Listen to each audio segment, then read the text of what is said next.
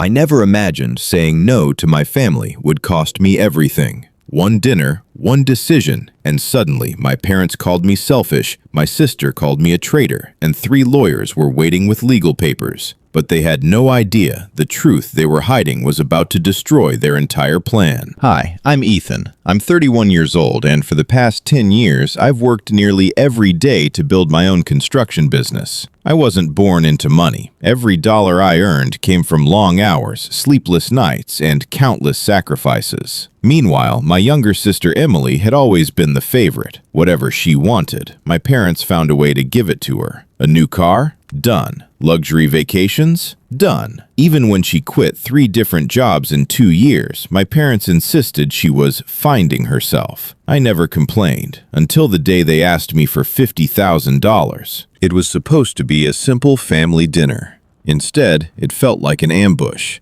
As dessert arrived, my father cleared his throat. "Ethan," he smiled, "we've decided you should pay for Emily's wedding." I laughed. I honestly thought it was a joke. Then my mother slid a printed budget across the table. Total cost? $50,000. Every single dollar highlighted beside my name. I looked at Emily. She didn't even seem embarrassed. She simply smiled and said, "You can afford it." That's when I realized this wasn't a request. It was a demand. I slowly pushed the paper back across the table. Then I said one word. No. The entire room went silent, but that silence lasted only 3 seconds, before my family's real faces finally came out. The silence broke almost instantly. My mother slammed her hand on the table. "Excuse me? What do you mean, no?" I stayed calm. "I mean exactly what I said. I'm not paying for a wedding that isn't mine." Emily rolled her eyes. "I can't believe you're being this selfish." Selfish?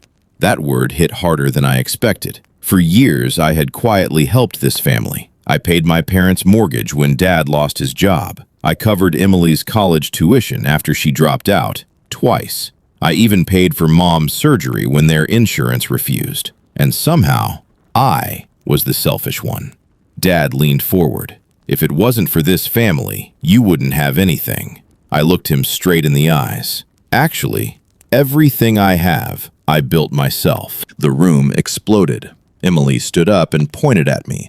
"You've always been jealous of me." I almost laughed. Jealous? Of someone who had never held a job longer than 6 months? Before I could answer, my mother pulled out her phone. She had already written a long Facebook post. She looked at me and said, "If you won't help your sister, everyone deserves to know what kind of son you really are." I couldn't believe it. She was threatening to publicly shame me.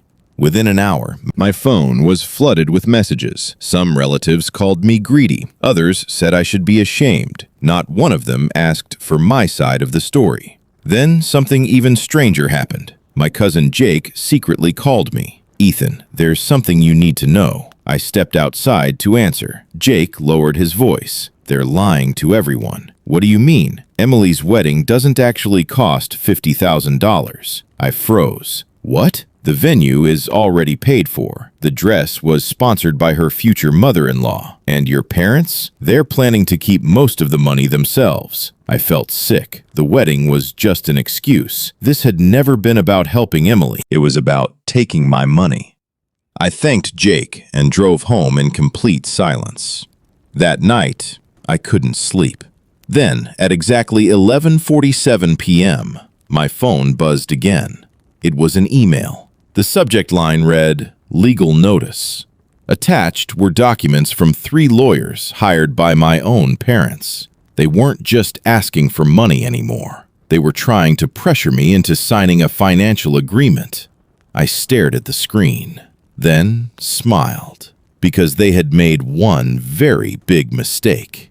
They underestimated me. The next morning, I didn't call my parents. I didn't argue, and I definitely didn't sign those legal papers. Instead, I called my attorney. Within an hour, he reviewed every document they had sent. Then he looked at me and smiled. "Ethan, this isn't a legal case. It's intimidation.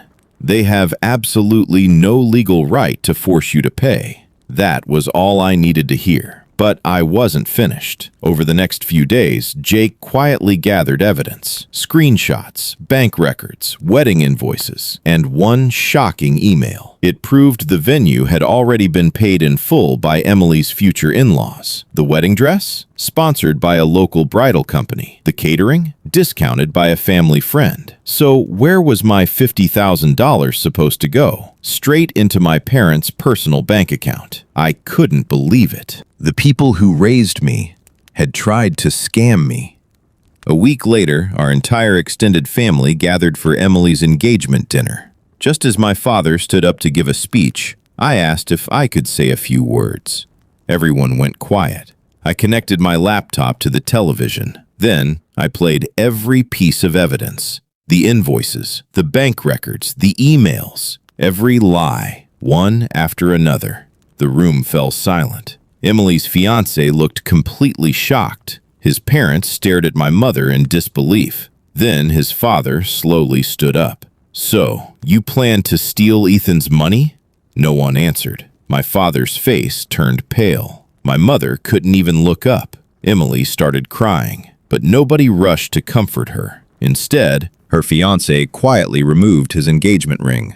"I can't marry into a family built on lies." He walked away. His parents followed. Half the guests left with them. The wedding was canceled before dessert was even served. A few weeks later, my parents tried calling me again and again, but this time I didn't answer. Not because I hated them, but because I finally understood something. Being family doesn't give anyone the right to manipulate you. Respect should never come with a price tag. Months later, my business continued to grow. I bought my dream home, hired more employees, and surrounded myself with people who genuinely cared about me. As for my parents, many relatives stopped trusting them after the truth came out. The money they tried so hard to take ended up costing them something far more valuable: their reputation and their family. Sometimes, the strongest revenge isn't anger. It's simply refusing to let toxic people control your life.